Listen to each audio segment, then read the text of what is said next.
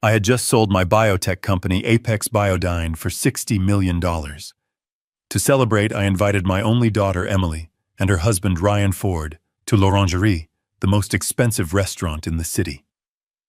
I stepped away from the table to take the call confirming the wire transfer.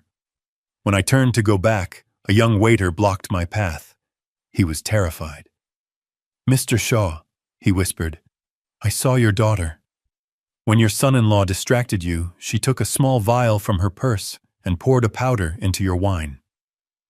My blood ran cold, but I stayed calm. I walked back to the table, accidentally knocked over a water glass, and in the confusion I switched my glass with Emily's.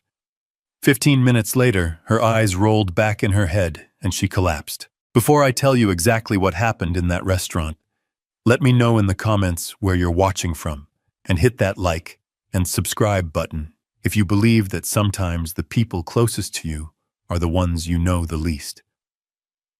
My name is Peter Shaw.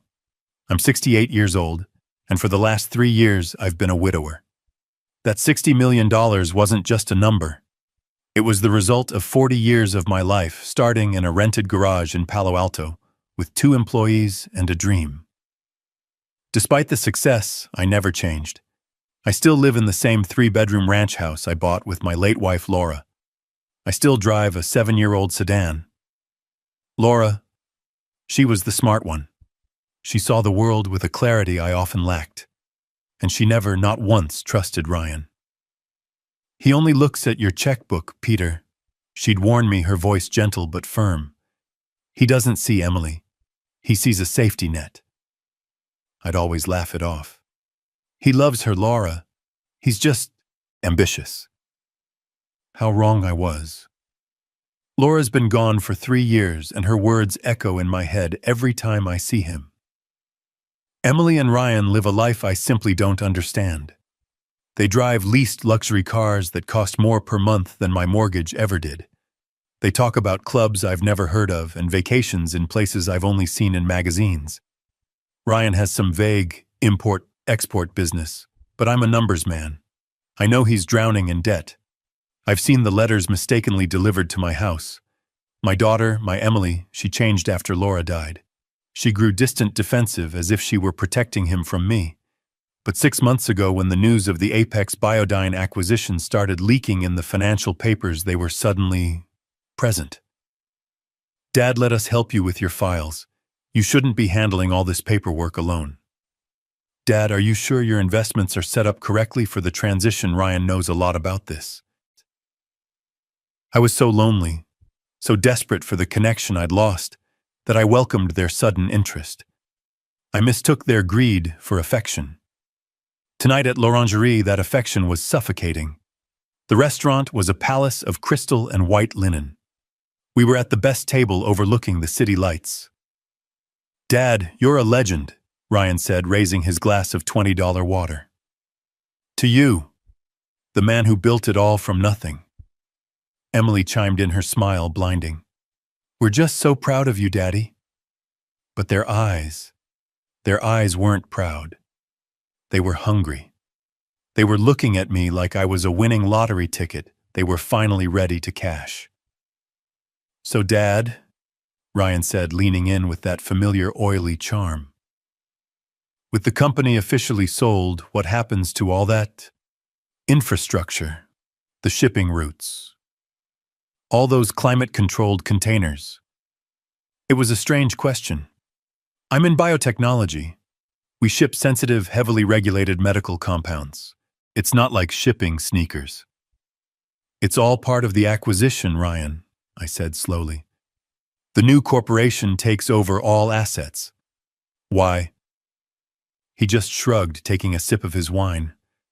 "Just curious. Seems like a waste of good logistics." That's when my phone vibrated. The caller ID said, "Banque Suisse," the final confirmation. I excused myself. "I have to take this." As I walked away, I saw Ryan and Emily exchange a look I couldn't decipher. A look of anticipation. I walked out into the grand, marble-floored lobby. The call was brief, professional, and life-changing.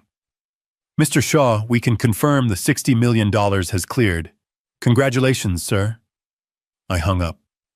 I felt the weight of 40 years lift off my shoulders. I was free. I could retire. I could finally travel. I turned around, and that's when I saw the young waiter. He was young, maybe 24. His uniform was immaculate, but his hands were shaking so badly he could barely hold his empty tray. Mr. Shaw, he repeated, his voice barely a whisper. My name is Evan. I'm sorry to bother you, sir. I'm new here, but I have to tell you something.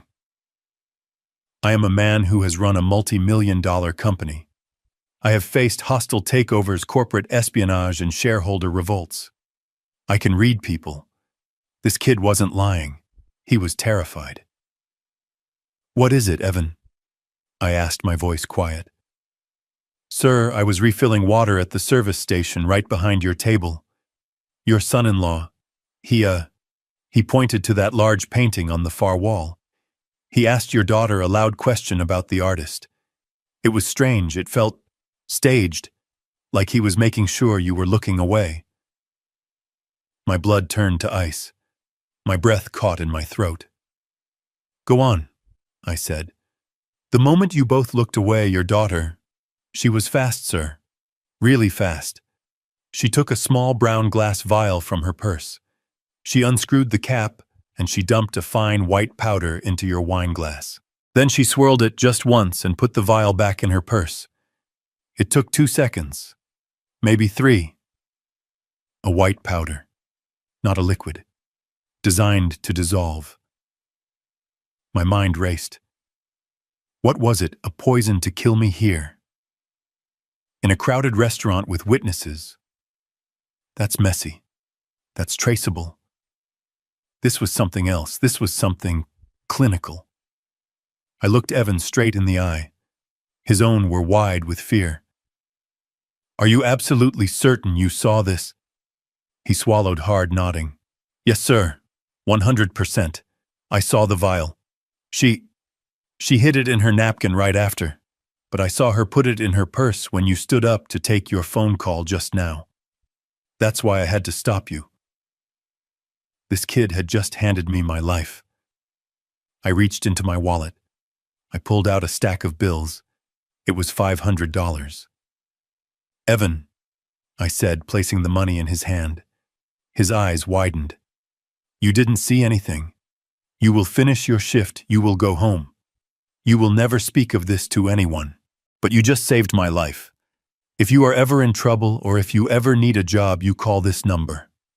I handed him my personal card, the one that doesn't say CEO on it. Sir, I can't go, I said, my voice firm. And thank you. He vanished. I stood alone in the lobby for 10 seconds. The rage was a physical thing, a hot iron in my gut. My own daughter, my Emily, my little girl. But the rage wasn't in control. I was. The CEO was. I smoothed my suit jacket. I composed my face into a mask of mild distraction. I took a deep breath, and I walked back to the table. I sat down. The smell of the expensive food, the truffle oil, the seared scallops suddenly made me sick. Everything okay, Dad? Emily asked. Her smile was so bright, so radiant. It was the smile of a predator who had just set a perfect trap. Just work, I said, waving my hand dismissively. The lawyers are already finding loose ends from the sale. I picked up my wineglass. Her wineglass now, though she didn't know it. No, I set it down. Not yet. I had to be sure. I looked at my glass. The deep red Cabernet. It looked perfect, undisturbed. My mind raced back. Emily's comment from last week. Dad, you've been so forgetful lately. You missed our dinner reservation on Tuesday. I hadn't missed it. They had canceled it and told me I got the day wrong. I remembered Ryan's comment just 2 days ago. Peter, you seem confused. Are you sure you're okay to manage all this money alone? It all clicked. It wasn't poison. It was incapacitation. The powder wasn't meant to kill me. It was designed to mimic a stroke, to create sudden, terrifying confusion, to make me look like I had snapped right after securing $60 million. They wanted to have me declared incompetent. I needed to make the switch. Ryan was telling a long, boring story about one of his import deals, something about textiles from Turkey. Emily was hanging on his every word, her eyes sparkling, playing the part of the adoring wife. They were so busy performing for me, they weren't really watching me. I waited. I needed a moment of distraction. The waiter, not Evan, a different one, came to refill our water glasses. This was my moment. As the waiter reached for Ryan's glass, I accidentally jerked my arm, my elbow connecting solidly with Ryan's full glass of water. "Oh, goodness!" I exclaimed. "Peter, honestly!" Ryan snapped, jumping back as ice water flooded the white tablecloth and dripped onto his $1,000 pants. It was chaos for 5 seconds. Emily gasped, "Dad!" Ryan cursed under his breath, grabbing his napkin. The waiter rushed in with more napkins, apologizing profusely. In that 5 seconds of chaos, my hands moved. It was a simple, fluid motion I had practiced in my mind a dozen times on the walk back from the lobby. My right hand picked up my tainted glass. My left hand picked up Emily's clean glass. I moved them both out of the way of the spill, and when I set them back down, they were reversed. It was done. "I am so sorry, Ryan," I said, dabbing at the table with my own napkin. I guess I am a little tired. My old age is catching up to me." "It's fine, Dad," Ryan said, composing himself. He shared a knowing, triumphant look with Emily. They thought my clumsiness was the first sinning. They thought their plan was working. They had no idea. The waiter finished cleaning up the mess and left. The tension was gone, replaced by their smug, predatory anticipation. I picked up my glass, Emily's original clean glass. "Well," I said, raising it high, "despite my clumsiness, I want to make a toast." They both raised their glasses. Emily was holding my original glass, the one containing the powder that was supposed to destroy my mind. "To family," I said, looking directly into Emily's eyes, "and to getting everything you deserve." "To family," Emily echoed, smiling that brilliant fake smile. She took a large, confident sip. The next 15 minutes were the longest of my life. I ate my steak, or rather I moved it around my plate. I listened to Ryan brag about a European expansion he was planning with my money, I assumed. And I watched Emily. It started subtly. She blinked hard as if trying to clear her vision from a fog. "Ryan," she murmured, interrupting him mid-sentence. "Honey, the lights, they seem very bright." Ryan chuckled, annoyed at being interrupted. "It's l'orangerie, darling. Everything is bright. As I was saying, the Berlin market is—" "No," Emily said. Her voice was thicker. She put her hand to her temple. Her words started to slur. "I feel dizzy. Ryan, I don't feel well." Ryan's smile faded. He looked confused. His eyes darted to me, then back to her. "Emily, stop playing. You've had one glass of wine." "I'm not playing." She tried to shout, but it came out as a mumble. She tried to stand up, pushing her chair back with a scrape. "The room, it's spinning. Her eyes rolled back in her head. She slumped sideways, her body hitting the plush velvet seat with a dull thud. Her arms began to twitch. A small, faint seizure. Ryan stared, frozen in pure, unadulterated panic. I dropped my napkin and stood up, my face a mask of fatherly terror. "Oh my God! Emily, somebody call 911. I let the silence hang for 3 full seconds. The entire restaurant, a room built on hushed tones, and the clinking of expensive crystal was now dead quiet. Every eye was on our table. Ryan was staring at his wife, his mouth half open, his mind clearly not processing her collapse. but the collapse of his plan. He wasn't moving toward her. He wasn't crying out. He was frozen. That was my cue. I shoved my chair back, the heavy legs screaming against the polished marble floor. "My God, Emily!" I shouted. My voice cracked perfectly, a symphony of fatherly panic. I rushed to her side, grabbing her limp, cold hand. "Help, somebody, help, call 911. My daughter, she's not breathing right." I grabbed Ryan's shoulder, shaking him hard. He was still staring, his face a mask of pale, stunned horror. Not grief, not fear for her, but the raw logistical terror of an accomplice whose scheme has just exploded in his face. "Ryan, do something!" I yelled, playing the part of the confused, terrified old man. "Call an ambulance, don't just sit there." This snapped him out of it, but not in the way a loving husband would. He didn't rush to Emily's side. He didn't check her pulse. He immediately, instinctively tried to control the narrative. "No," Ryan said, his voice a low, sharp hiss. He grabbed his own phone but didn't dial.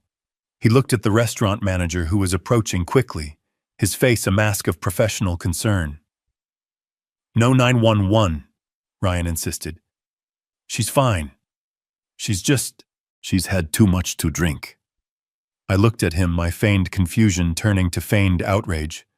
"Drunk, Ryan, she's convulsing. Look at her, she's shaking."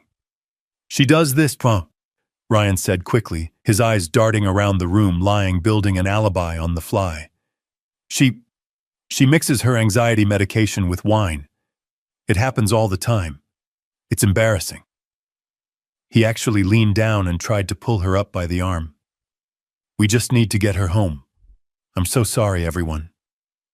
He was trying to move her. He was trying to get her out of the public eye, away from EMTs who would run tests, away from neutral doctors at an emergency room who would run toxicology reports. He needed to get her to his doctor, the corrupt Dr. Reed, to get his plan back on track.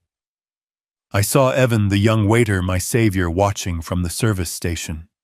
His face was pale, his eyes wide, locked onto mine. He knew what was happening. Ryan turned to the manager, his voice dripping with false embarrassment. "I'm so sorry about this. We'll take her. We're leaving. Just give us a minute to get her to the car." He was trying to stop the outside world from getting involved. He was desperate to salvage his plan. He leaned down to Emily again, but he wasn't checking her breathing. He was whispering, hissing in her ear, "Emily, get up now, stop this." I knew I had to override him. "He's in shock, though," I shouted to the manager, gesturing to Ryan. "He doesn't know what he's saying. She's not drunk. She barely touched her wine, she needs a doctor."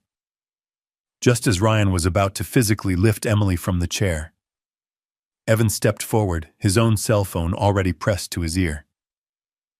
"It's too late, sir," Evan said, looking past Ryan to the manager, his voice loud and clear in the silent room. "I've already called 911. They are on their way. They said not to move her under any circumstances." Ryan's head snapped toward Evan. The look in his eyes was no longer panic. It was pure, unadulterated murder. "You did what?" he spat. "You little... I told you she was fine, you're fired. You have no idea what you've just done." The manager, a tall man who was clearly not paid enough for this, stepped between them. "Mr. Ford, the waiter did the correct thing. If a guest collapses on our premises, we are legally required to call for medical assistance. Please step back." Ryan's mask of the charming, successful son-in-law was gone. He looked trapped, a cornered animal. He stared at me, his chest heaving, and I saw his mind finally putting the pieces together. The spilled water, the switched glasses, my sudden elderly clumsiness. He knew. He didn't know how I knew, but he knew I had done this. The wail of sirens cut through the night, growing closer, louder. The sound was a beautiful, terrible symphony. It was the sound of my plan working. It was the sound of justice arriving. The paramedics rushed in, pushing a gurney, their movements efficient and fast. They ignored Ryan's protests, brushing him aside. "Sir, We need you to step back. Ma'am, can you hear me? What did she take? One of them asked, shining a light in her eyes. I don't know, Ryan yelled, trying to regain control. It's her medication. She mixes it. It's for anxiety.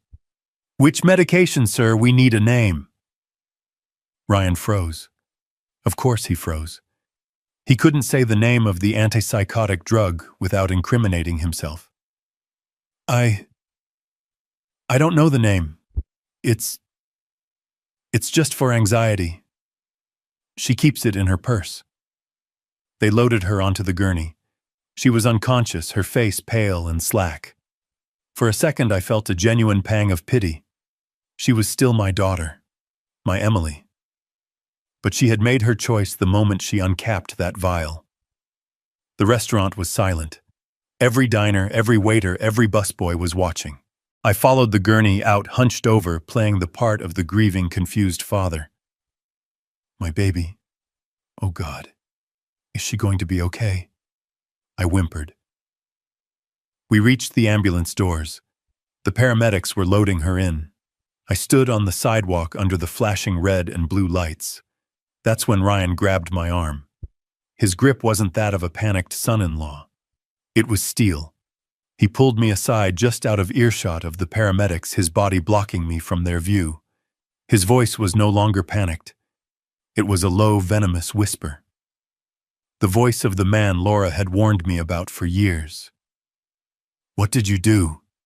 He hissed, his face inches from mine, the smell of expensive wine and rage on his breath. I let the tears well up in my eyes. I let my body tremble. I looked him right in the eye, a broken old man. Me, I whispered, my heart hammering against my ribs. Son, what did she drink? The emergency room at St. Jude's was a universe of controlled chaos. The lights were too bright, an assault on the eyes, and the air smelled of antiseptic bleach and burnt coffee. It was the smell of panic and routine all mixed together. Nurses moved like shadows, their voices calm and clipped, their faces impassive. They wheeled Emily into Trauma Bay 3, and Ryan followed them, almost tripping over his own expensive shoes. His voice was a high-pitched whine that grated on my nerves. She's allergic to shellfish, he was shouting at the intake nurse. I think she ate some bad shellfish, that's all it is. It must have been the scallops. He was already building his false narrative, seeding the lie. I hung back, playing the part I had chosen. The shocked elderly father, confused by the noise, my hands clasped in front of me, just watching. A young doctor, maybe 30 years old, pushed through the curtain. His scrubs were wrinkled, and he carried the permanent exhaustion of an ER resident, but his eyes were sharp. Sharp, intelligent, and focused. This was not the man they were expecting. This was not Dr. Reed. This was a complication. Mr. Ford, I'm Dr. Chen. I need to know exactly what your wife took. Ryan, breathless, stuck to his script. It was an allergy. Shellfish. She's terribly allergic. Just give her an EpiPen, she'll be fine. She must have had a reaction. Dr. Chen ignored him. He shone a small, bright light into Emily's unseeing eyes, one then the other. He lifted her arm. It dropped lifelessly to the gurney. He pinched the skin on her hand. Nothing. Mr. Ford. Dr. Chen said, his voice flat, cutting through Ryan's manufactured panic. This is not anaphylaxis. Her airways are clear. There is no facial or laryngeal swelling. There's no rash. Her pupils are pinpoint. This is a severe overdose. I need to run a full toxicology screen. Ryan's practiced panic turned real. He physically moved to block the doctor from Emily. No, I'm her husband. I refused the tests. It's an allergy. You're wasting time. She just needs adrenaline. His voice was too loud now, bordering on hysterical. A nurse at the nearby station looked up, alarmed. I watched him. This was the performance of a guilty man. A man who knew exactly what was in her blood and was terrified of it being named. He wasn't trying to save his wife. He was trying to save his plan. Dr. Chen didn't flinch. He didn't raise his voice. He simply said, Sir, your wife is presenting with severe neurological symptoms, including seizures and respiratory depression. If you continue to obstruct my ability to diagnose her, I will have security remove you from this trauma bay. Am I clear?" Ryan's face turned a shade of purple. He looked like he wanted to hit the doctor. He was trapped. His eyes darted around the room and landed on me wide and screaming for help. "Dad! Tell him she's fine, it's just an allergy." This was my moment. I stepped forward, letting my voice tremble. I practiced this tremble in the ambulance. I let the tears, which were very real, well in my eyes, though they were tears of rage, not grief. "Doctor," I whispered, grabbing his arm, "please, just save her. My son, he's in shock. He doesn't know what he's saying. Do whatever you have to. Please just save my little girl." Dr. Chen looked at me with a flash of genuine pity. He nodded, dismissing Ryan completely. "Thank you, Mr. Shaw. We will." He turned to the nurse. "Full talk screen CBC head CT. Push Narcan just in case and get her on a saline drip. Now." Ryan was defeated. He slammed his fist against the wall, a performative act of grief for the nurses, but I knew it was the rage of failure. We were moved to the sterile gray waiting room. The chairs were hard plastic bolted to the floor. The coffee in the styrofoam cup I held tasted like acid. Ryan was pacing the length of the room, his phone pressed to his ear, whispering furiously. I saw him mouth the name Reed several times. He was trying to get his real doctor here. He was trying to intercept the results to control the narrative. But it was too late. The machine was already in motion. I just sat there under the buzzing fluorescent lights and finally let myself process it. I thought back to Laura. "He only looks at your checkbook, Peter." Her voice was so clear in my memory, a gentle warning I had dismissed as a mother being overprotective of her daughter. Men like that, she had said, they don't build things. They just take. I had been a builder my entire life, and he was a taker. I thought of Emily, my sweet, bright Emily. How had he corrupted her? How had he turned her against the father who had given her everything? The answer was simple: money. The $60 million. But the plan, it was so specific.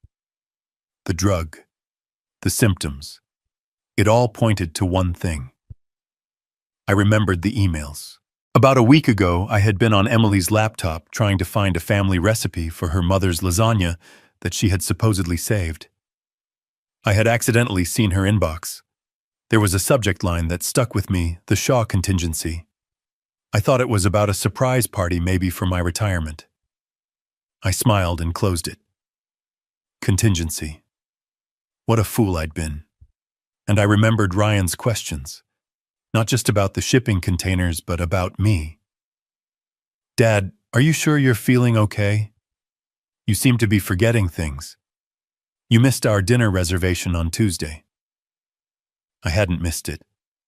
They had canceled it and told me I got the day wrong. They were building a case. They were planting the seeds of my senility. This wasn't just about money. It was about control. They were going to use this drug, a drug that mimics a stroke, that causes acute confusion, that makes a 68-year-old man look senile, to have me declared incompetent. The timing was perfect. The day after my $60 million deal closed. It was brilliant. It was monstrous. An hour later, Dr. Chen returned.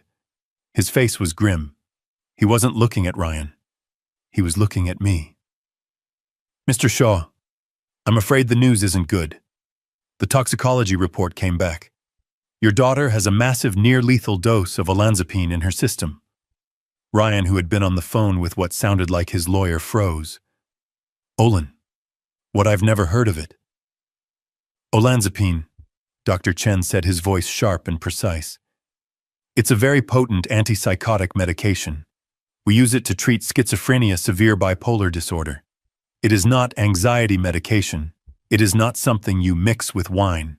A dose this high, frankly, I'm required to notify the police. This looks like an attempted suicide, or something else. Ryan started sputtering. Suicide? No, she wouldn't. She's happy. We were celebrating. Dr. Chen held up a hand. I need to explain the symptoms to you, sir. In a healthy individual, a massive dose like this doesn't just cause seizures. It mimics the symptoms of acute rapid-onset dementia. It causes confusion, slurred speech, psychosis, and neurological damage that can look identical to a severe stroke. And there it was. The final disgusting piece of the puzzle. It wasn't just any drug. It was the perfect drug. A drug that wouldn't just make me sick. It would make me look crazy. They weren't just trying to hurt me. They were trying to erase me. To legally erase my mind, my identity, my signature. They were going to have me committed. They were going to put me in a home, take control of my $60 million, and leave me to rot in a diaper drooling into my soup while they lived on my life's work. Ryan was staring at the doctor, his face ashen. He finally understood that the doctor wasn't just diagnosing Emily.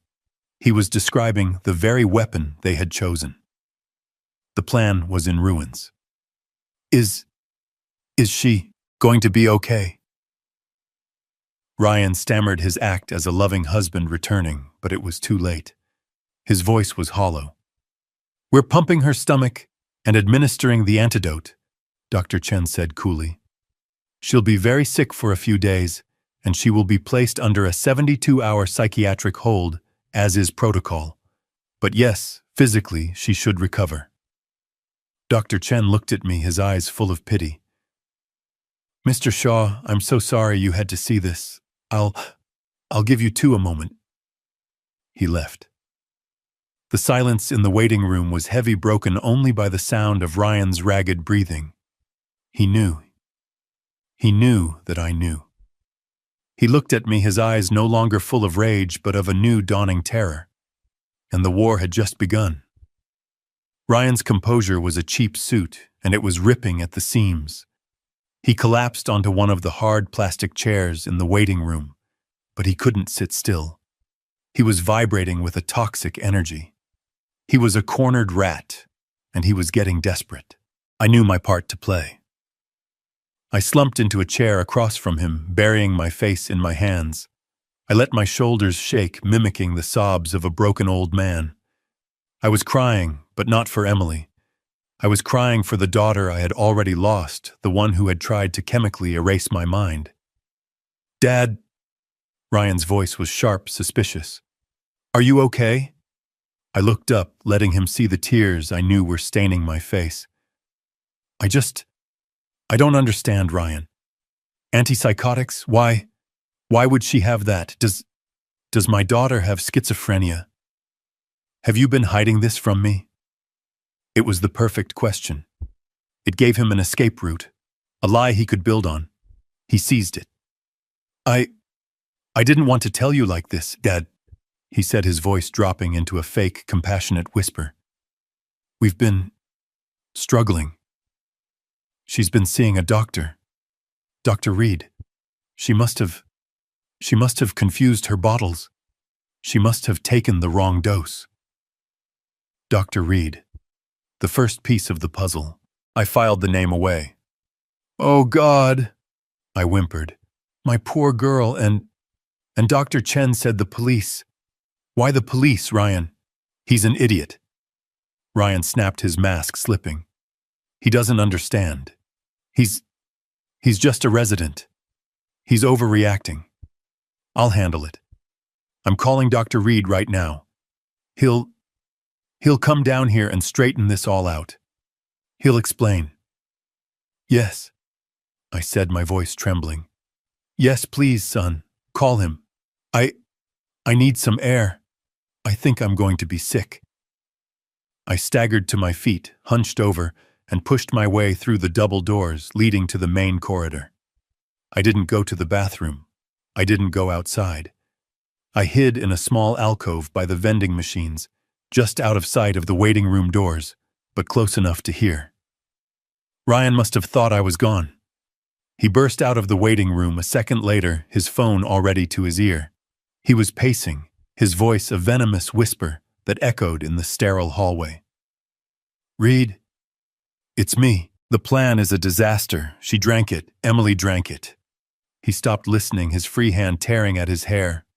"I don't know how the old man... He must have... I don't know. It doesn't matter. He's here acting all confused and broken, but... Reed, he's here. He's not the one who took the drug." Another pause. Ryan's face was contorted with rage. "Yes, she's stable, but they ran a tox screen. They know it's olanzapine. They're talking about a psych hold, police reports. This is falling apart." He was practically vibrating now. He slammed his fist against the cinder block wall. "What do we do?" "The hearing is at 8 a.m. That's in 5 hours. How are we supposed to get a conservatorship over him? If he's the picture of health and she's the one in the psych ward, 8 a.m., the second piece of the puzzle. Dr. Reed, an 8 a.m. hearing." "No," Ryan suddenly yelled into the phone. "No, you listen to me. You're in this just as deep as I am. Your gambling debts aren't my problem. You were paid to handle the medical side, so you handle it. You get down to this hospital. You tell them Dr. Chen is an idiot. You tell them you're her primary physician. You tell them she's unstable, that she's a suicide risk, that she's been stealing his medication. I don't care what you say, just fix this. And you'd better be ready to testify at 8 a.m. He hung up, breathing like he'd just run a marathon. He stood there for a moment, his back to me, trying to regain his composure. He ran his hands through his hair, straightened his suit jacket, and took a deep, shuddering breath. Then he turned and saw me. He froze. His face went completely white. He had no idea how long I'd been standing there. "Dad," he stammered. I was just... I didn't let him finish. I stumbled forward, my hand on my heart. "Ryan, I heard you yelling. What's happening? Who is Reed?" What did he mean, fix this? Ryan's mind was racing. I could see the gears turning, the lies forming. He put his arm around my shoulder, his grip too tight, guiding me back toward the waiting room. His fake, comforting son persona was back, but it was cracked, desperate. "Dad, you misunderstood. Dr. Reed is Emily's psychiatrist. I was angry. I was yelling at him because I feel like he failed her. He should have warned us she was this unstable." "Unstable," I whispered. "Suicide risk.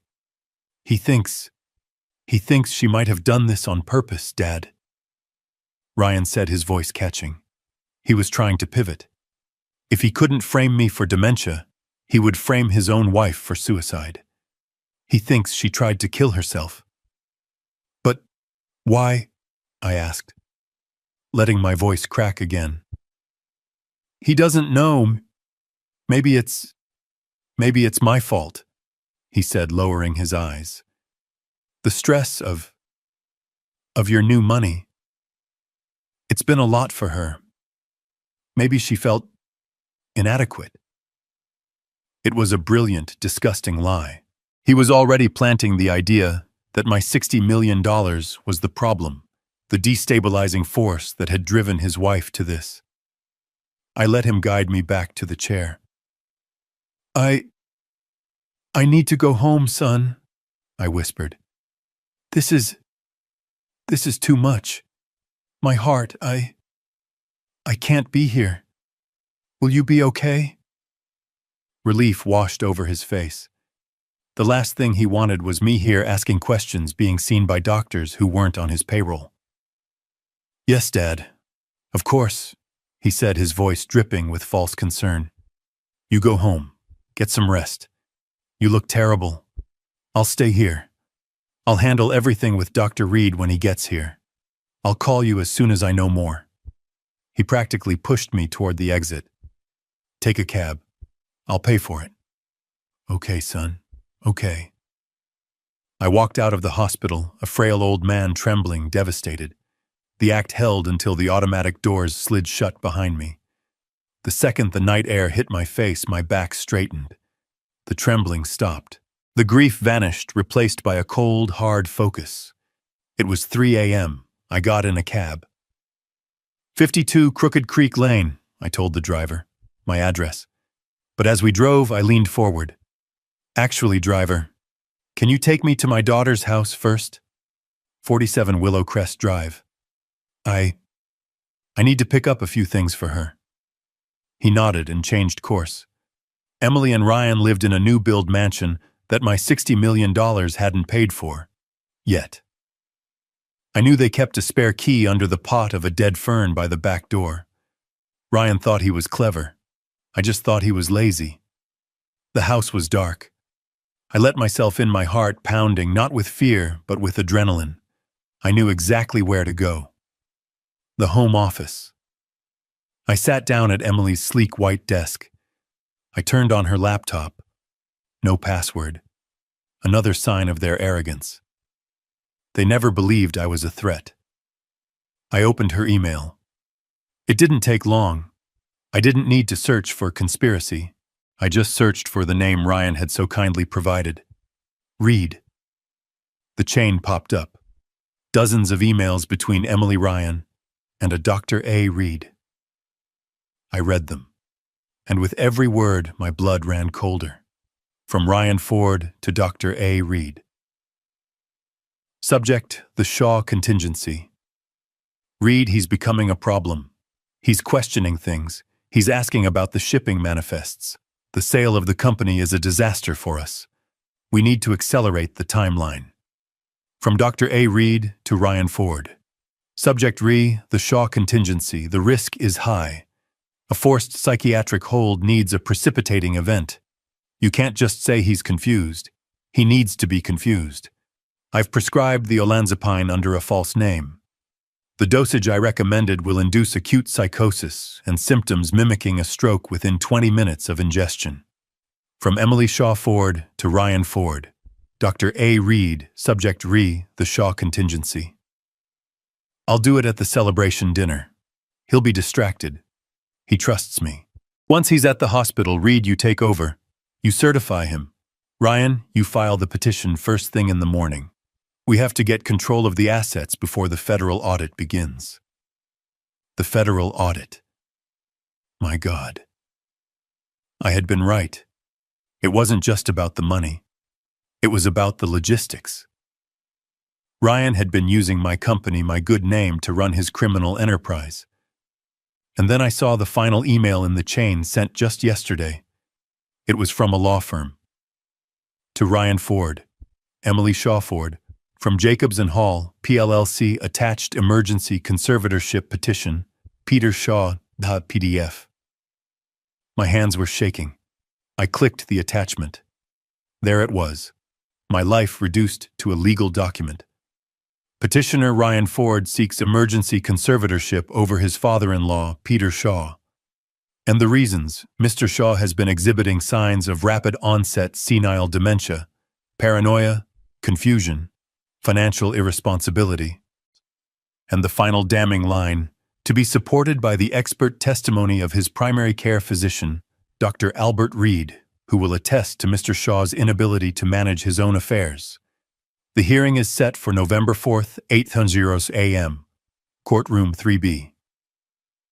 Today, in less than 5 hours, they had planned it all: the drug, the dinner, the medical expert, the emergency hearing. By 9 a.m. this morning, I was supposed to be a ward of the state with my criminal son-in-law holding the keys to my $60 million kingdom. I looked at the clock on the wall. 3:55 a.m. I closed the laptop. I had everything I needed. Not today, I whispered to the empty, silent house. Not ever. I left my daughter's dark house at 3:55 a.m. The cab ride from the hospital had been a blur, but the drive from Emily's home to my own was sharp, cold, and clear. My hands weren't shaking anymore.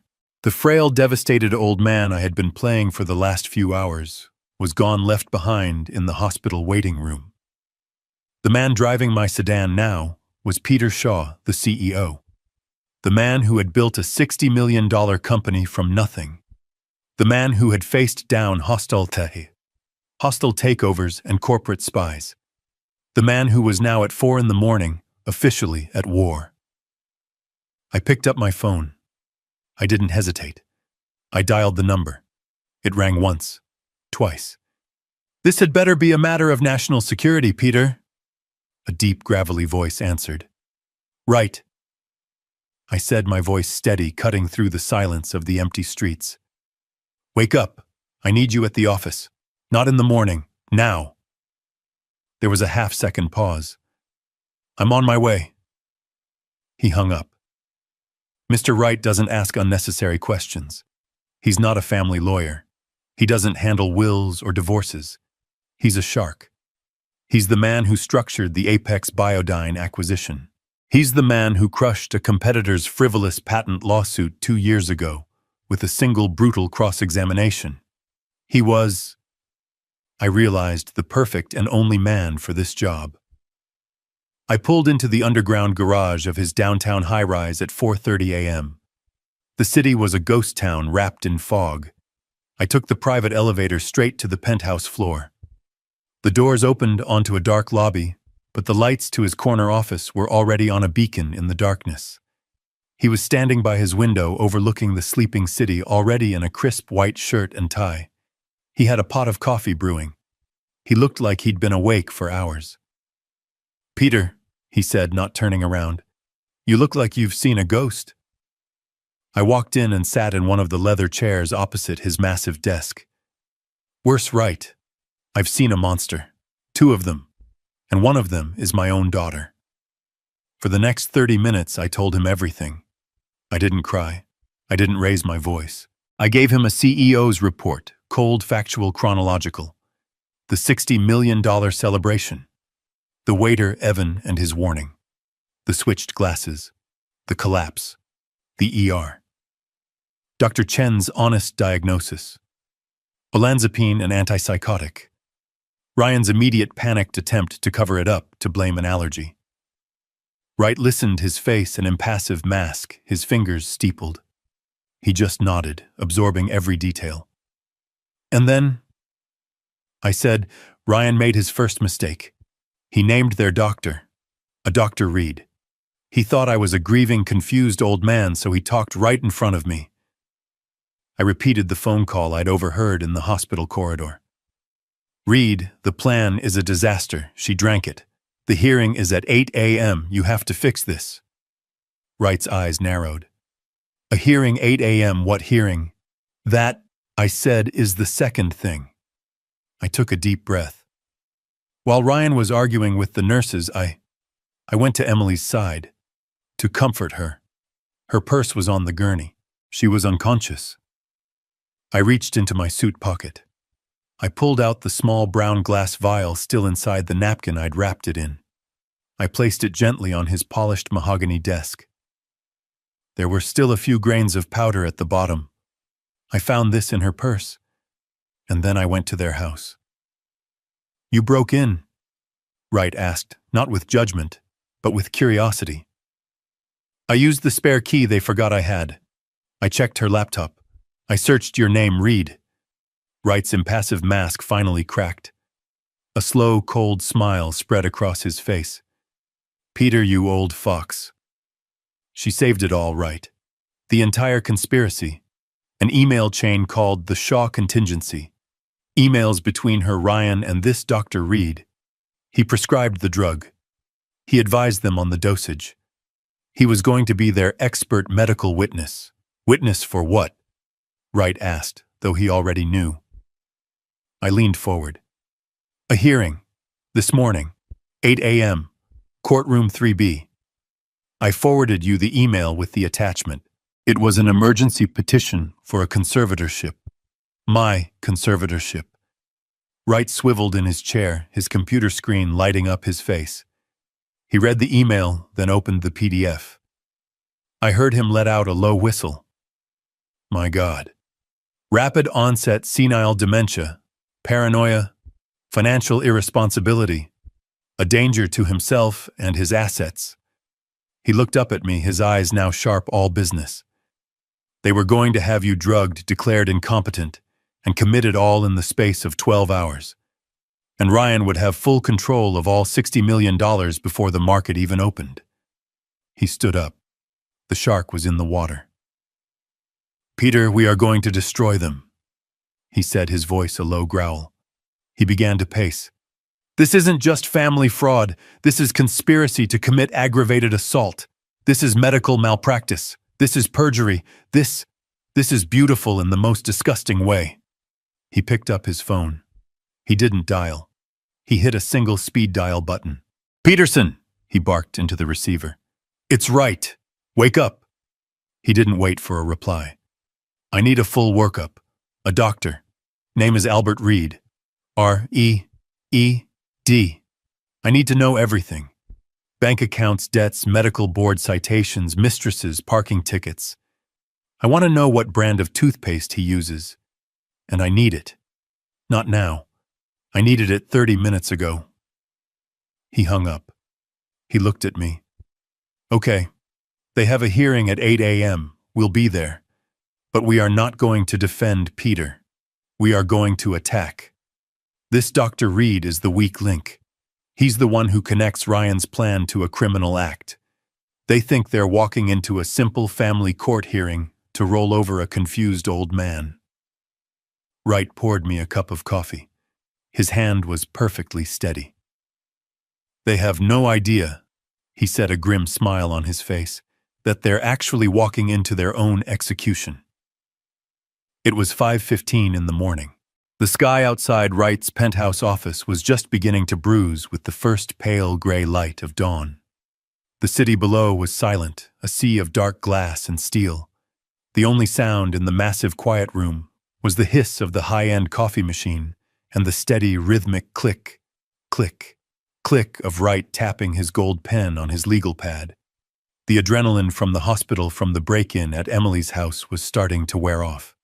It was being replaced by something else, a cold, heavy exhaustion that settled deep in my bones. But it wasn't the exhaustion of an old man. It was the exhaustion of a general on the eve of a battle he never asked to fight. "He's been planning this for months, Wright," I said. My voice sounded rough in the stillness. "He's been playing me. My own daughter." I had to stop. Saying it out loud made it real in a way the emails hadn't. The pain was a physical thing, a sharp, constant pressure behind my ribs. Wright didn't offer sympathy. That's not why I pay him. He's a strategist. He poured me another cup of coffee, black and strong enough to strip paint. "Grief makes people blind, Peter," he said, his voice a low gravel. "They counted on you being the grieving husband. They miscalculated. They didn't count on you still being the CEO." He was right. They saw Dad. They saw the old man in the worn cardigan, who missed his wife. They forgot who had built the company they were so desperate to steal. They forgot that I didn't get to where I am by being naive. I had just been naive about them. "I should have listened," I murmured, staring into the black coffee. "God, I should have listened to Laura." Wright looked up from his notes. His eyes were sharp. "Laura, what did she know? She saw him." I said, the memory washing over me, fresh and painful. From the very beginning, from the first dinner he had at our house, Ryan was so charming, full of compliments, laughing at my bad jokes. I was happy for Emily. But Laura, she had that X-ray vision for people. That night after they left, she was quiet. I asked her what was wrong. I could still see her clear as day, sitting in our old armchair by the fireplace, a book open on her lap that she wasn't reading. "He doesn't see her, Peter," she told me, her voice soft. "He sees her name. He sees Shaw. He sees Apex Biodyne." I told her she was being cynical. I told her Emily was in love and happy, and that was all that mattered. She tried again. I continued, my voice growing thick. About a year later, Ryan had just lost a major investment. $20,000 of their money or so, he said. Emily came to me crying, humiliated. Of course I wrote the check. I thought I was helping my daughter. That night Laura was furious. Not at me, at him. I looked at Wright, the shame of that memory hot on my face. She said, "He's a taker, Peter.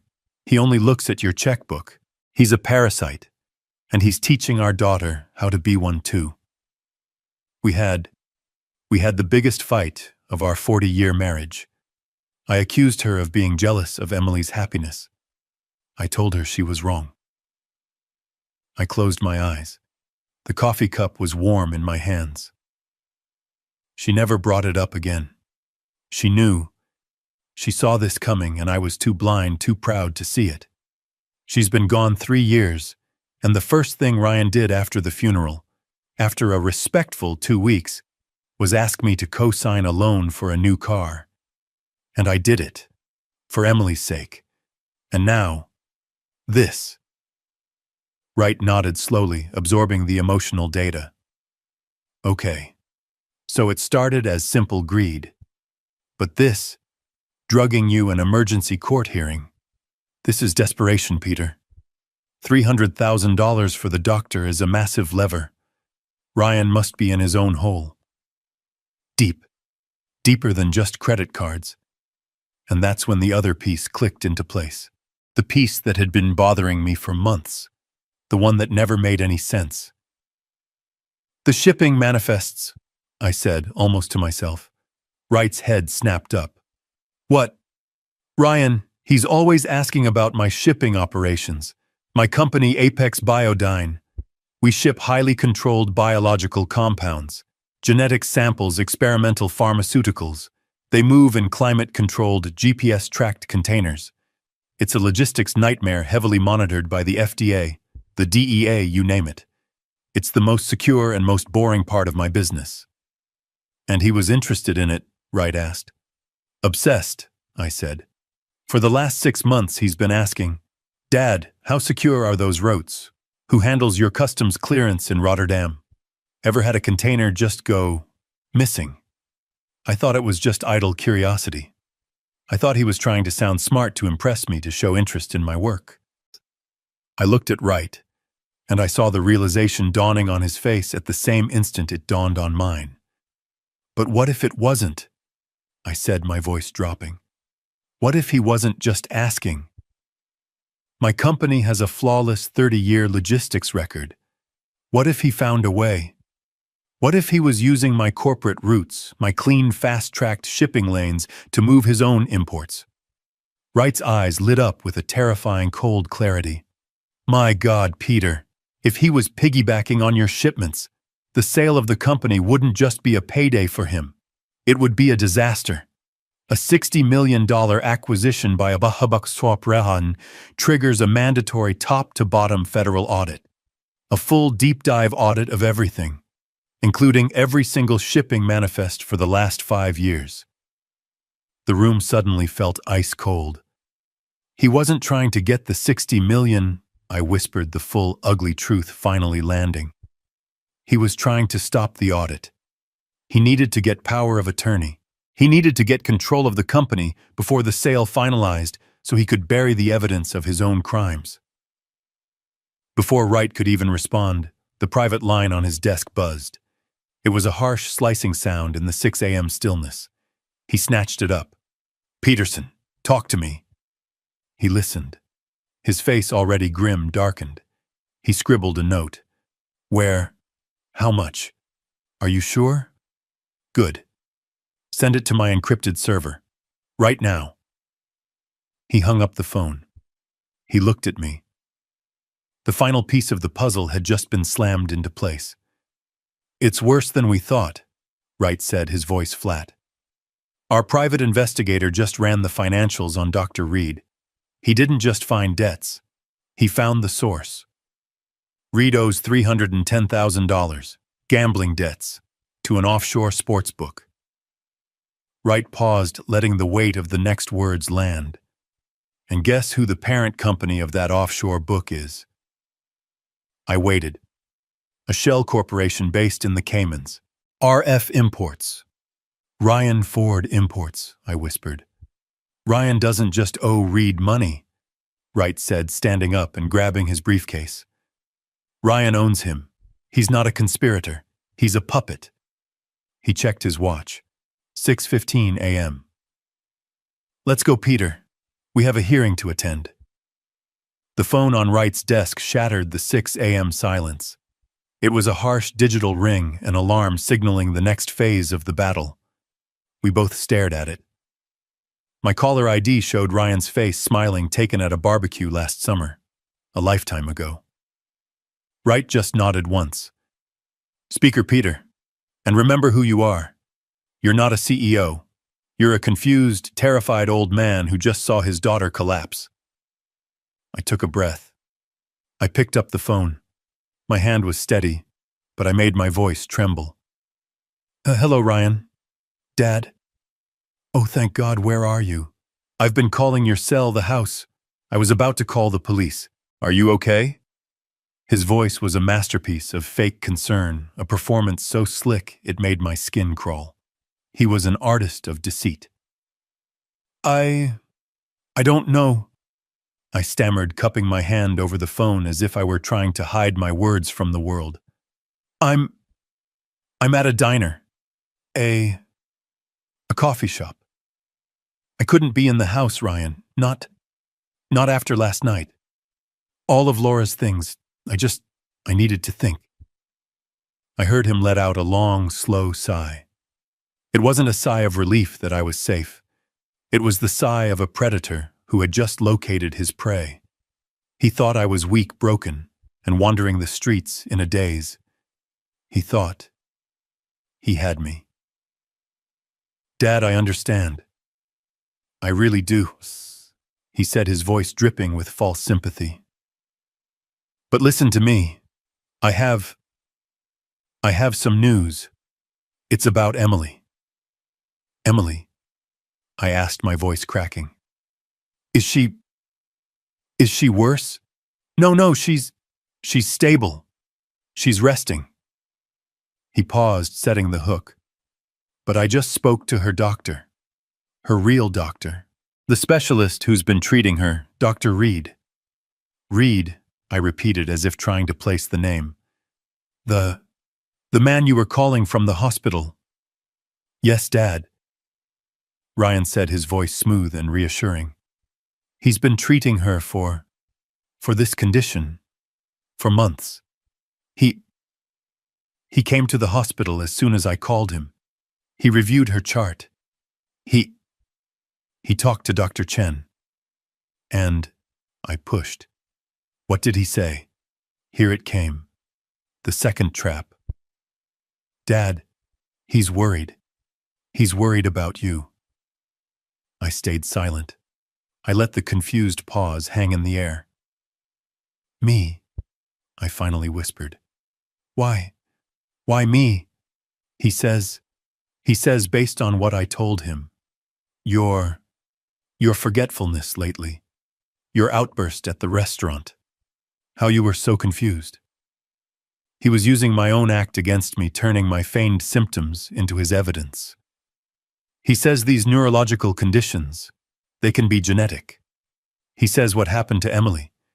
It could be a precursor to what's happening to you. It was brilliant, I had to give him that. It was a disgusting, brilliant lie.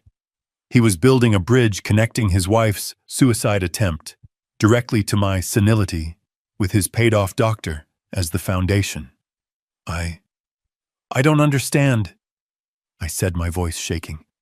I feel fine. I'm just upset, son.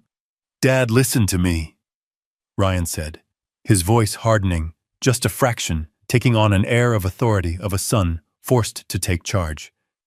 Dr. Reed is a professional. He's the best in his field, and he's on his way to your house right now to check on you. It's for your own good. I'll meet him there in 30 minutes. There it is, I thought. The trap wasn't just a phone call. It was a house call. He couldn't get me to the hospital, so he was bringing his corrupt doctor to me. Reed would arrive, find me alone, confused and agitated from the night's events. He would perform a preliminary exam in my living room, and then at 8 a.m. he would testify under oath that he had just seen me, and that I was without a doubt a danger to myself and my $60 million estate. He was moving the battlefield from the hospital, which he had lost, to my home, which he thought he controlled. I had to give him the performance of his life. "No!" I shouted into the phone, a high-pitched paranoid wail. "No doctors, I'm not. I'm not sick. I don't need a doctor, Ryan. I'm fine, I'm just tired. Why are you doing this?" I gave him exactly the symptoms he was paying for. I gave him the erratic behavior his petition required. I could hear the smile in his voice as he tried to soothe me.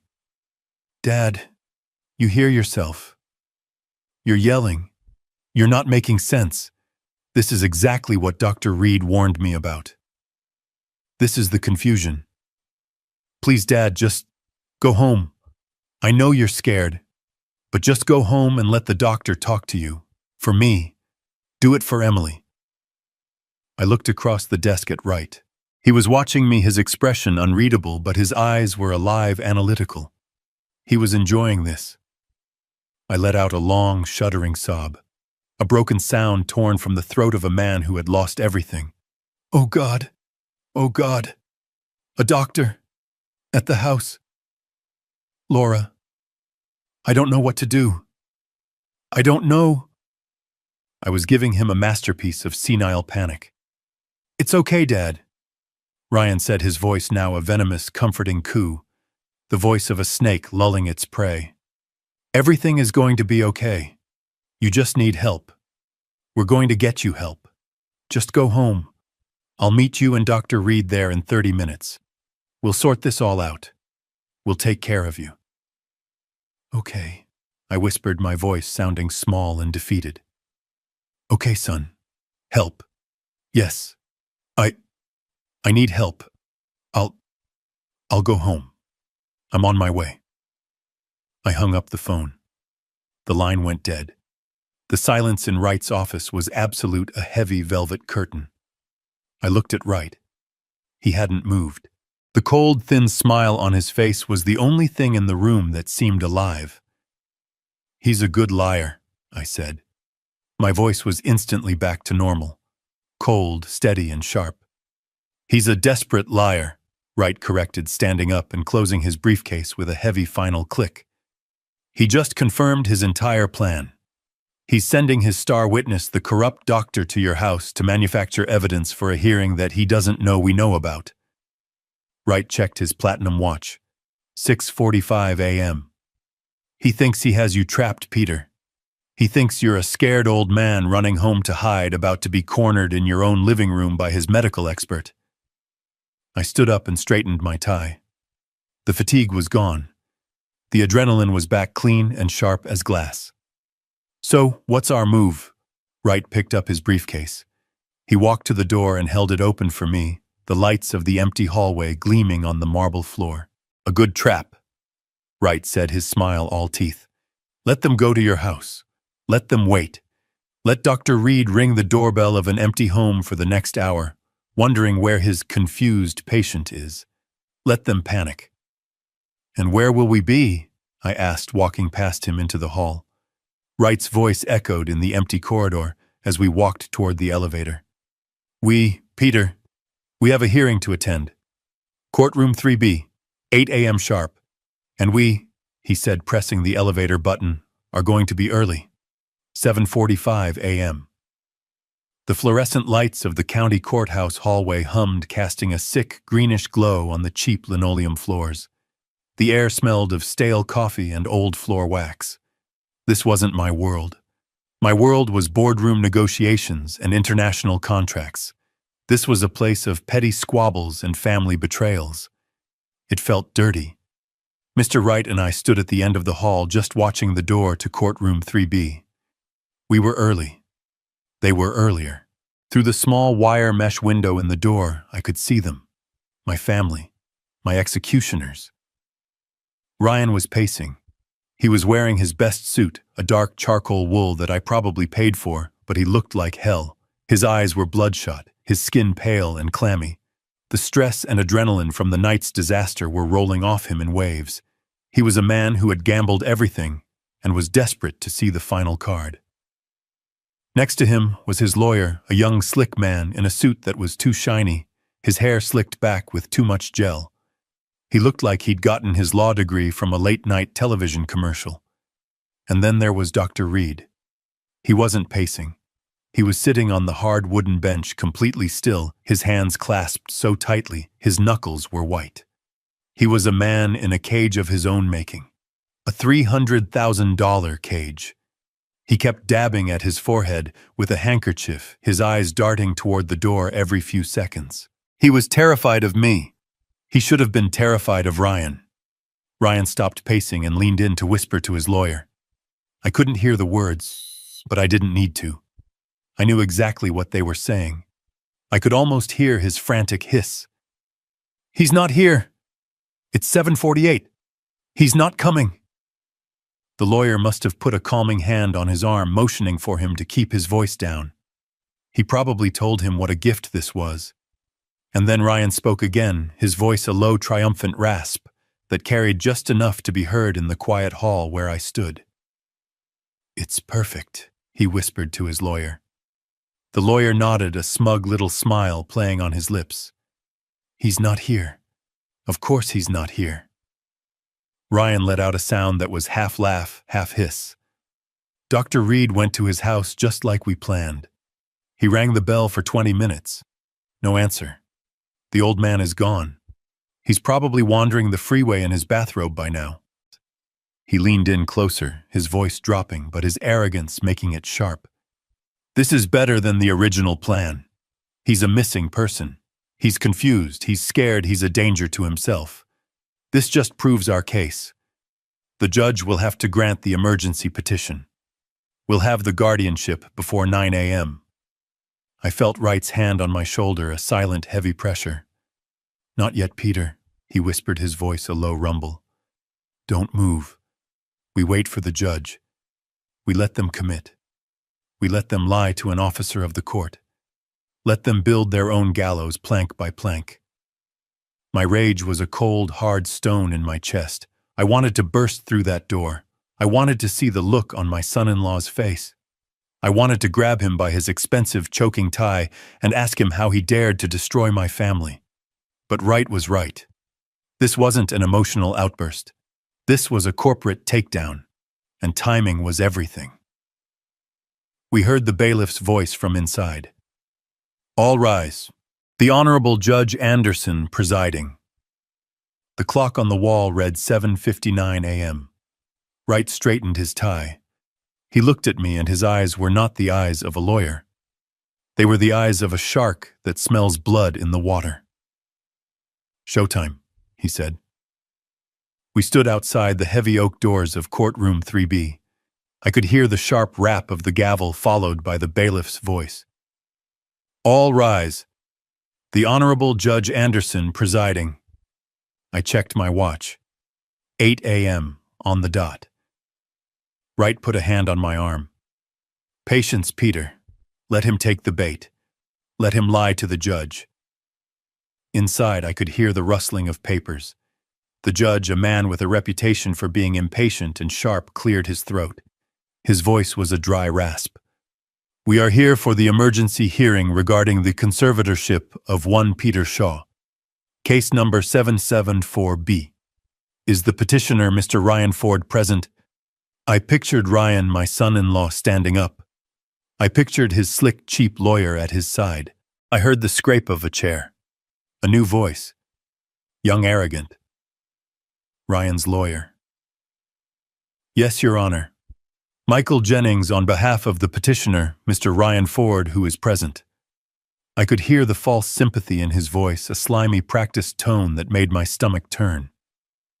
Your Honor, we are here today under the most tragic of circumstances. He was performing. My client, Mr. Ford, and his wife, Emily, Mr. Shaw's daughter, have been desperately trying to manage what can only be described as a catastrophic and rapid mental decline in Mr. Shaw. I closed my eyes. Catastrophic. Rapid. The keywords from their email. We had hoped to manage this privately, Your Honor. Jennings continued, his voice dripping with fake sorrow. But last night, a terrible incident occurred. Mr. Shaw, in a fit of severe paranoia and confusion, violently attacked his own daughter at a public restaurant. I heard a gasp from someone in the small gallery, probably a clerk. He caused a massive scene, Jennings said, his voice rising. And then he fled. Fled, Mr. Jennings? The judge asked, his voice sharp. He fled, Your Honor. He is as of this moment missing. Ryan's lawyer was playing it perfectly. He was painting me as a violent, senile old man, a danger to himself and others. My client, Mr. Ford, is beside himself with worry. He and his wife's primary physician, Dr. Albert Reed, who is present in court today ready to testify, rushed to Mr. Shaw's home this morning to conduct a wellness check. They found the house empty. Mr. Shaw is gone. He's in the wind, with access to $60 million that he in his current state is incapable of managing. We fear he is a danger to himself. The lawyer let that sink in. We are here today to respectfully ask the court to grant an emergency guardianship to my client, Mr. Ford, so he can protect his father-in-law from himself, secure his assets, and get him the medical help he so desperately needs. The silence that followed was heavy, respectful. The lawyer had painted a devastating picture. I could hear the judge clear his throat, probably preparing to sign the order. He must have seen this a dozen times. A family struggling with an elderly relative who had lost his mind. A very serious allegation, Mr. Jennings, the judge's voice began. Given the assets involved and the fact that Mr. Shaw is missing, that was our cue. Wright didn't knock. He simply pushed the heavy oak door open. The thud of the door swinging on its hinges echoed in the suddenly silent courtroom. It was the loudest sound I'd ever heard. I apologize for our tardiness, Your Honor. Wright's voice was a low-pitched cannon. It filled the room, a voice of absolute power and control. It seems my client and I were given slightly incorrect information about the timing of this hearing. We stepped inside. Me first. Wright at my shoulder. I was not in a bathrobe. I was not confused. I was wearing my $5,000 custom-tailored Zegna suit, the one I had bought specifically for the Apex acquisition party. My hair was combed, my shoes were shined, my mind was a steel trap. I looked directly at Ryan. The color drained from his face. It didn't just go pale. It went a waxy, translucent white, the color of old candle wax. His jaw dropped open, a wet, ugly, gaping hole. He looked like he had just seen his own ghost. His lawyer Jennings spun around, his own smug expression frozen, then shattering like a cheap mirror. But my favorite reaction, was Dr. Reed. He was sitting in the front row. When he saw me, he made a small, involuntary sound, a gasp, a hiccup of pure, gated terror. He physically shrank. He looked at Ryan, his eyes wide, screaming, "You said he was confused! You said he was missing!" I walked calmly to the defense table and sat down, placing my briefcase on the floor. Wright sat next to me.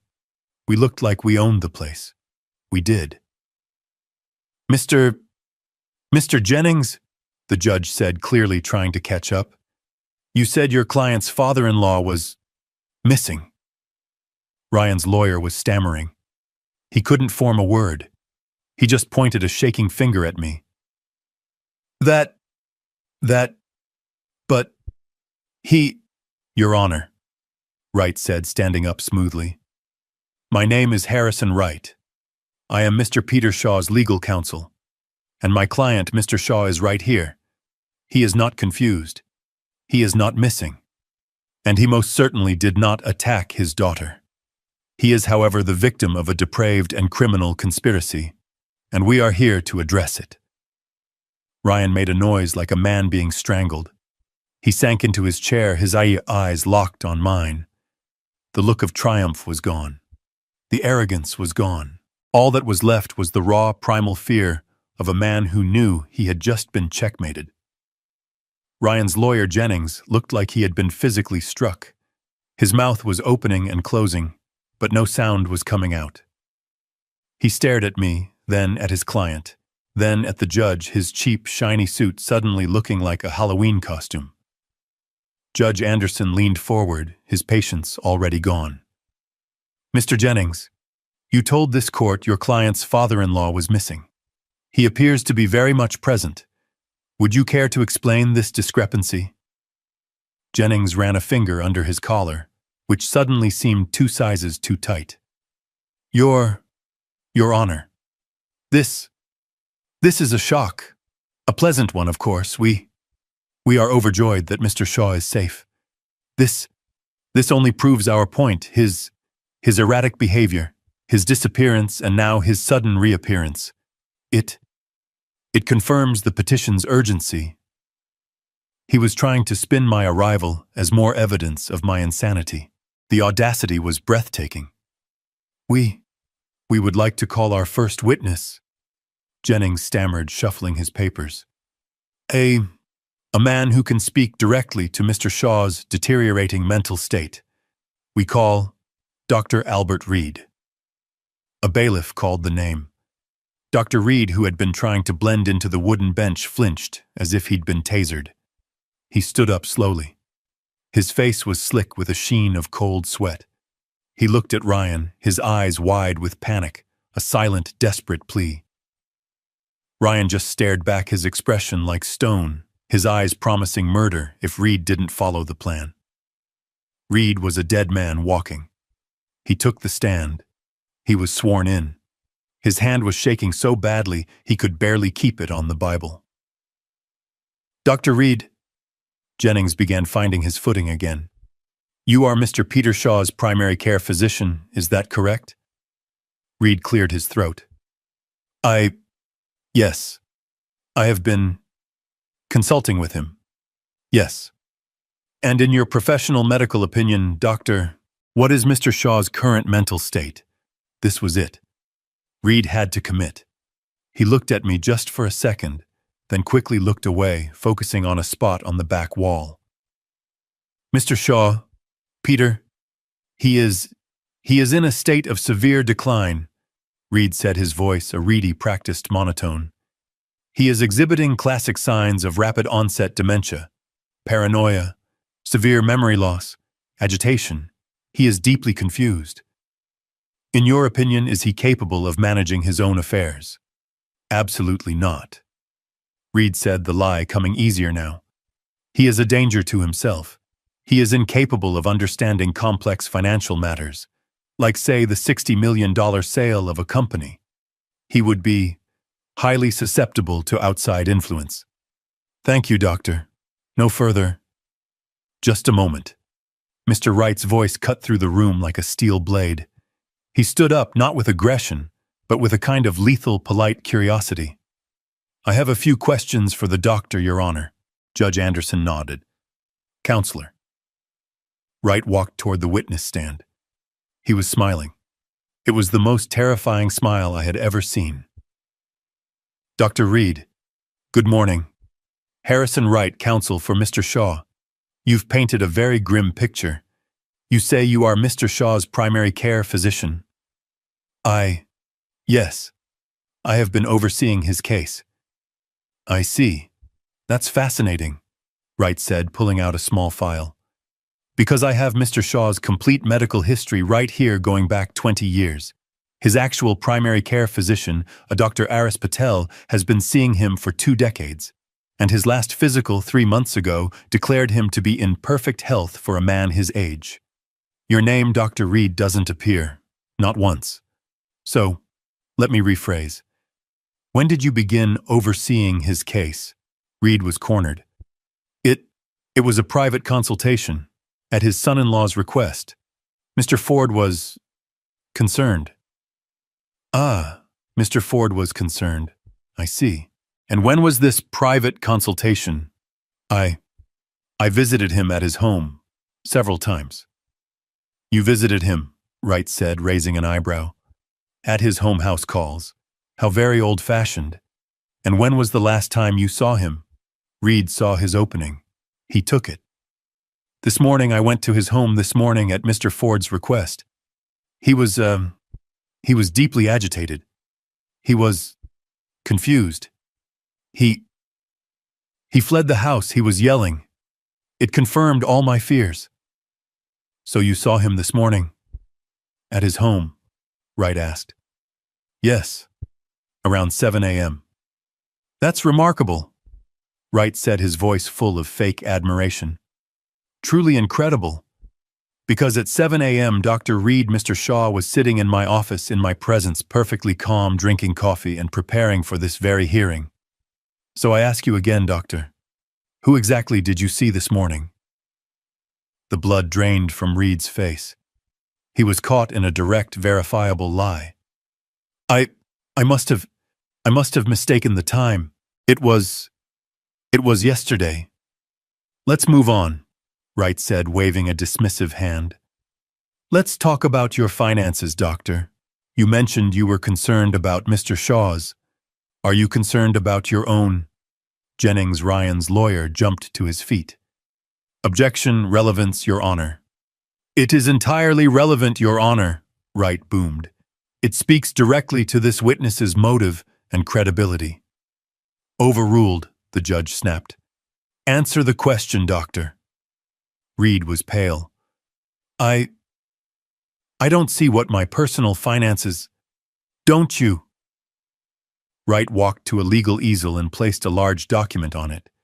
It was a bank statement. Do you recognize this account, doctor? It's an offshore account, in the Cayman Islands. Your name. That's private. Not anymore, Wright said. Now let's look at this. A payment and another and another. Bi-weekly payments coming from a shell corporation called RF Imports. Are you familiar with RF Imports, doctor? Reed said nothing. He was just sweating. Let me help you, Wright continued. RF Imports is a shell company owned by Mr. Ryan Ford, your patient's son-in-law. Wright flipped the page to a summary sheet. For 6 months, Dr. Reed, you have been receiving payments from Mr. Ford into this offshore account. The total as of last week is $310,000. The courtroom was absolutely silent. Ryan looked like he was going to vomit. So, Dr. Wright's voice dropped to a quiet, lethal growl. I have 2 questions for you. First, is $300,000 your standard fee for treating senile paranoia? Reed just shook his head, mute. Second, Wright said, moving closer. My investigator found that this account is directly linked to several online sports betting sites. Is it true, Dr. Reed, that you are over $300,000 in debt to Mr. Ryan Ford's personal bookie? Reed broke. It wasn't a slow crumble. It was a complete shattering implosion. He let out a strangled sob. He owned me, he shrieked, the words tearing out of him. He owned my debt. He said he'd ruin me. He said he'd report me to the medical board. He told me the old man was already confused. He said it would be easy. He was sobbing now, a pathetic, broken man. He said he just needed a medical opinion to protect his family. He gave me the vial. He told me what to say. It was all him. He planned it all. He forced me. He collapsed forward, burying his face in his hands, his whole body shaking. The judge stared aghast. The stenographer's fingers were flying. Ryan's lawyer, Jennings, slowly sat down his case, his career evaporating before his eyes. And Ryan just sat there, frozen, his mask of sanity completely gone, his eyes wide and empty. He had lost, and he knew it. Dr. Reed's confession hung in the air, thick and toxic. The man was sobbing on the witness stand, a grotesque puddle of a human being. But Ryan Ford wasn't finished. He wasn't going to go down that easily. He leaped from his chair, his face a mask of purple, twisted rage. He pointed a shaking finger, not at Reed, but at me. He's lying, Ryan shrieked, his voice cracking. The doctor is lying. He's in on it with him. My father-in-law is the crazy one. He poisoned his own daughter. That's what happened. He attacked Emily at the restaurant. He's senile. He's violent. Arrest him. He was unraveling. It was a desperate, chaotic attempt to throw mud in every direction, hoping some of it would stick. His own lawyer Jennings just sat there, his head in his hands, having completely given up. The courtroom was in chaos.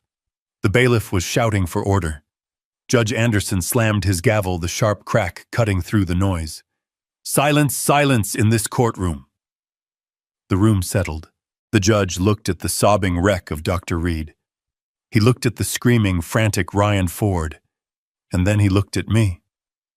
I was the only one in the room who was perfectly calm. I was just sitting there, my hands folded on the table. "Mr. Shaw," Judge Anderson said, his voice low and heavy, "you have sat here and listened to some extraordinary accusations. The petition before me says you are incompetent. The witness says he was paid to lie about it. And your son-in-law now accuses you of attempting to murder your own daughter. Do you have anything you would like to say?" This was it, the moment. Mr. Wright placed a reassuring hand on my arm. I stood up slowly. I buttoned my suit jacket. I turned not just to the judge, but to the small, stunned audience. "Yes, Your Honor, I do." My voice was calm. It was the voice of a CEO, not a victim. "The truth," I said, "is always simpler than the lies, and the truth is this." I looked at Ryan. His eyes were wide, burning with hate. "My daughter Emily did try to drug me last night. That is true. She poured a powder into my wineglass. A powder that Dr. Reed here," I nodded at the sobbing doctor, so kindly provided. "A drug designed to make me appear confused, paranoid, and senile." I paused, letting the room absorb it. "But she made a mistake. She drank the wrong glass." A collective gasp went up from the gallery. Judge Anderson's eyes widened. "That," I continued, "is the what. But the why. The why is so much more interesting. And it has everything to do with my son-in-law." I turned my full attention to Ryan. "Your Honor, my son-in-law Ryan Ford orchestrated this entire thing.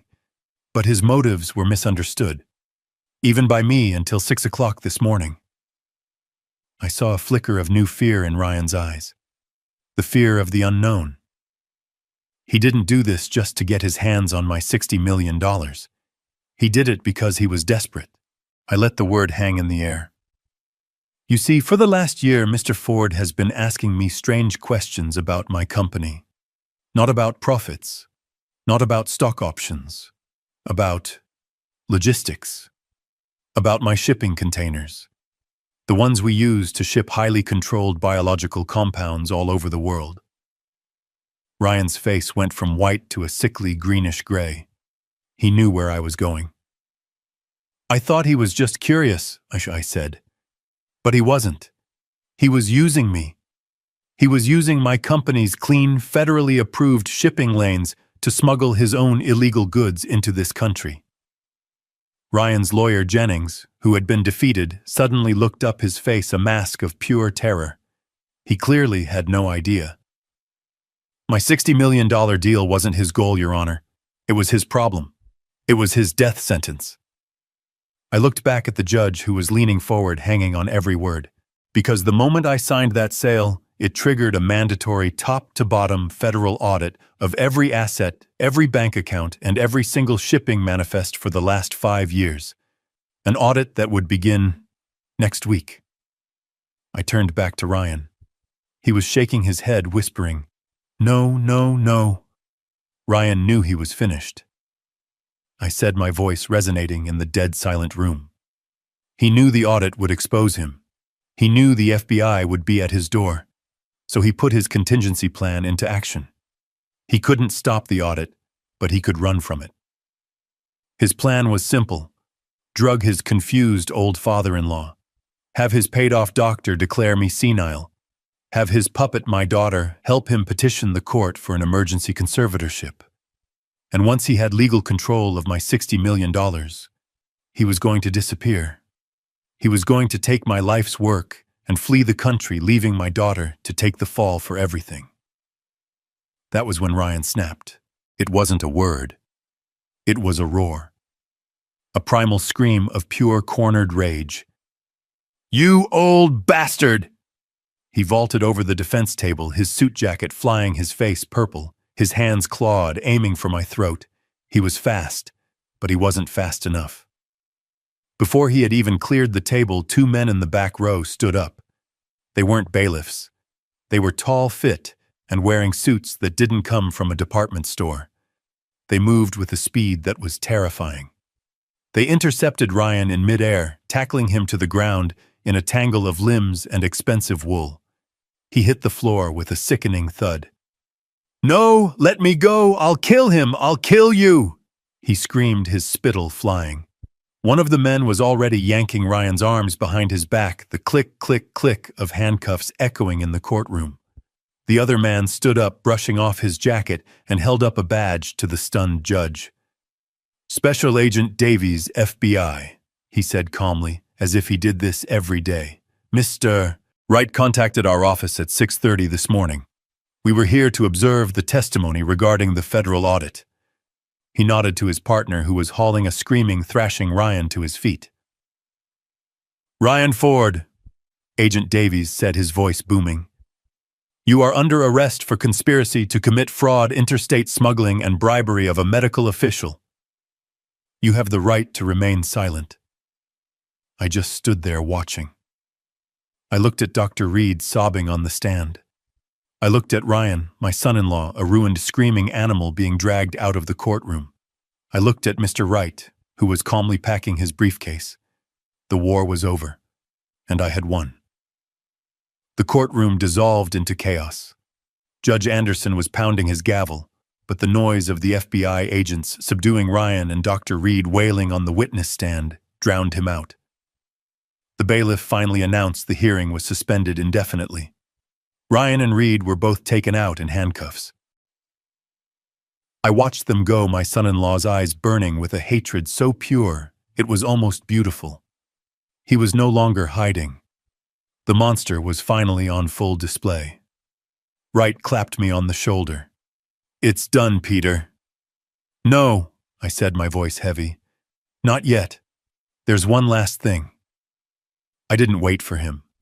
I walked out of the courthouse, past the stunned reporters who were already shouting my name, and got into the back of my car. I told my driver to take me to St. Jude's Hospital. The emergency room chaos had subsided. Now Emily was in a private room on the 4th floor, the psychiatric ward. A bored-looking police officer sat outside her door. He recognized me from the news, which was already exploding on every TV in the lobby, and he nodded, letting me pass. I pushed the door open. She was sitting up in the hospital bed, bathed in the harsh afternoon light. The IV was still taped to her arm. Her face was pale and blotchy, her hair a tangled mess. She wasn't my bright, vibrant Emily.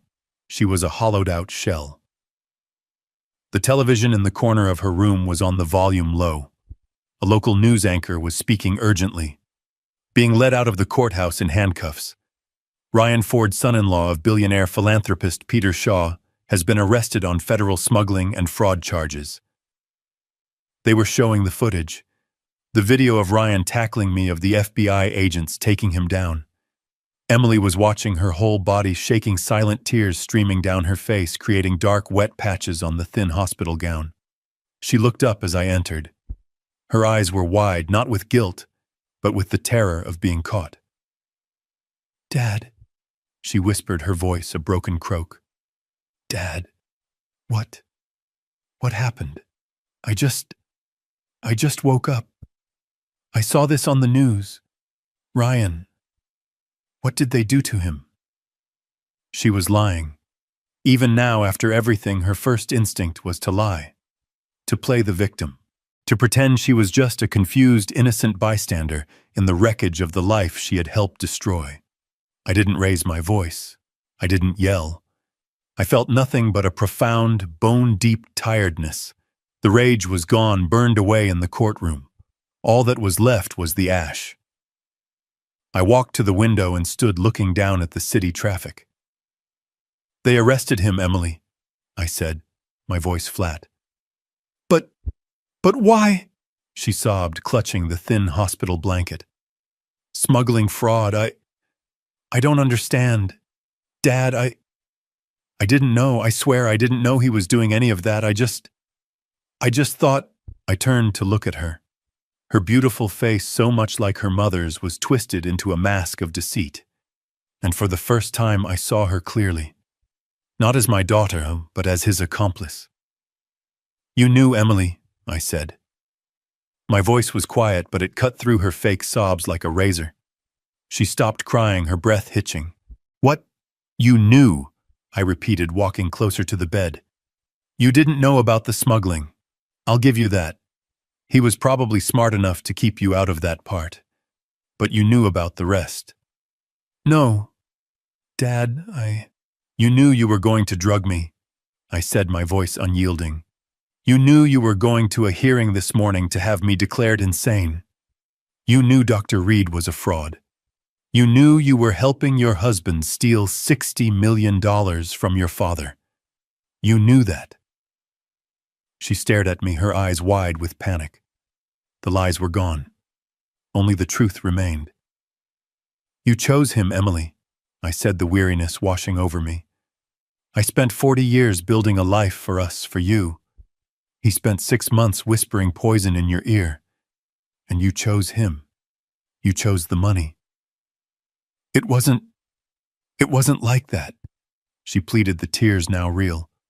He convinced me. He said you were losing it.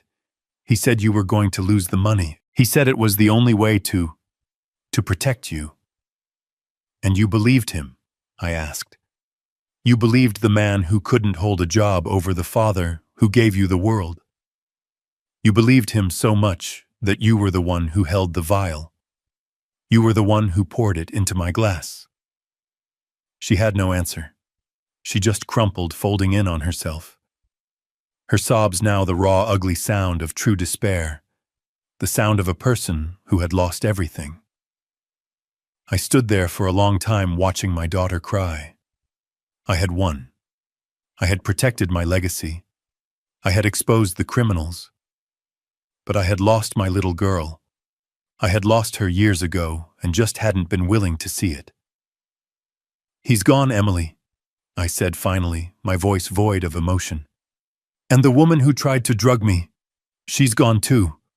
I don't know who you are anymore. Emily's breath hitched, and her eyes, which had been dull, were now wide with a new kind of terror. The realization of what she had done and what it meant was finally crashing down on her. Jail, she whispered, her voice trembling. Oh my God, Dad. Ryan, Dr. Reed, the conspiracy. I'll go to jail. I'll lose everything. She started to sob, the desperate, ugly cries of someone who had just lost the entire world. I watched her for a long, cold moment. I felt nothing. No pity, no anger, just a finality. I was no longer her father. I was her new reality. No, I said. My voice was quiet, but it cut through her sobs and stopped them instantly. She looked up at me, confused, her face a mess of tears and smudged mascara. You're not going to jail, Emily. I walked over to the chair by her bed and sat down. I wasn't the broken old man anymore. I was the man who had just closed a $60 million deal, and I was now structuring my next one. I am going to use my money, I said, all of it to fix this. I am going to hire the best legal team in the country. They will argue that you were a victim of coercion, that you were manipulated by your husband, that you suffered from a temporary mental break. They will keep you out of prison. I saw a small, pathetic flicker of hope light up in her eyes. Dad, I am also, I continued, going to pay for you to go to the best rehabilitation facility in the country. Not for drugs, Emily, for your character. You are going to spend months, maybe years, in therapy learning about accountability ethics and the consequences of your actions. Her hope grew. She was seeing a way out. She was seeing the safety net. Oh, Dad, thank you. I'll do anything. But, I said, And that one word, that simple word, sucked all the air out of the room. Her smile froze.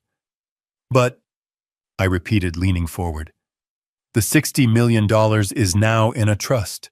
My trust. I am the sole administrator. You will never see a single cent of it. You will not have an allowance. You will not have a credit card. You will not have a new car. The lawyers and the doctors will be paid directly by me. Her face fell. But what about? You will not inherit anything, Emily. Not until you are a different person. Not until I decide you are. You will have nothing. You will be, for the first time in your life, truly poor. She stared at me, uncomprehending. But how? How will I live? How will I eat? I smiled. It was not a kind smile. Oh, you'll have a job. A job? Yes. You'll be working. You'll have a minimum wage job, and you will learn perhaps for the first time what it means to earn your own money. And your new boss? Well, I've already arranged it. I stood up. He'll be here to pick you up when you're discharged. Who? She whispered. Who is it? I just looked at her. I didn't need to answer. 6 months later, I was in my same old ranch house. The afternoon sun was streaming through the windows, illuminating the dust motes dancing in the air. I was sitting in Laura's old armchair reading a book. I was finally at peace. The doorbell rang. I opened it. It was Evan, the young waiter from l'Orangerie. He was no longer wearing a waiter's uniform. He was in a sharp, well-cut suit, carrying a leather briefcase. He was my new personal finance manager, and he was worth every penny of his 6-figure salary. Mr. Shaw, he said, stepping inside. He was all business, but his eyes were always kind. Evan, how are things? I asked, heading to the kitchen to pour us coffee. The markets are stable, he said, following me and opening his briefcase on my modest kitchen table. The foundation funding is secure, and I have the first report from the shelter. The shelter. The one I had funded with the first $5 million. A place for people who had nowhere else to go. And, I asked. Evan looked down at his report. Emily Shaw Ford completed her first full work week. She's on the night shift. Her supervisor says she was compliant, but slow. Slow is fine, I said, as long as she's thorough. Oh, she was thorough, Evan said, a small grim smile playing on his lips. She's assigned to sanitation for the first month. She cleaned every toilet in all 3 wings. Perfectly. I took a sip of my coffee. I looked out the kitchen window at the old oak tree Laura and I had planted together 40 years ago. The leaves were just beginning to turn gold. Good, I said, my voice quiet. That's good. I turned back to Evan. All right, son. Let's talk about the quarterly projections. I was finally truly at peace. This story is a powerful lesson in how greed and entitlement can completely blind people to the truth. Emily and Ryan were so focused on the $60 million that they grossly underestimated the man who earned it. They saw a frail, forgetful father, not the brilliant CEO who was always 10 steps ahead. It proves that true strength isn't about the luxury you display, but the silent, calculated resolve you possess. Ultimately, the story shows that actions have severe, life-altering consequences, and sometimes the only path to redemption is by losing everything to learn the value of integrity. What would you have done in Peter's shoes was his final decision, an act of justice, or was it a cold revenge?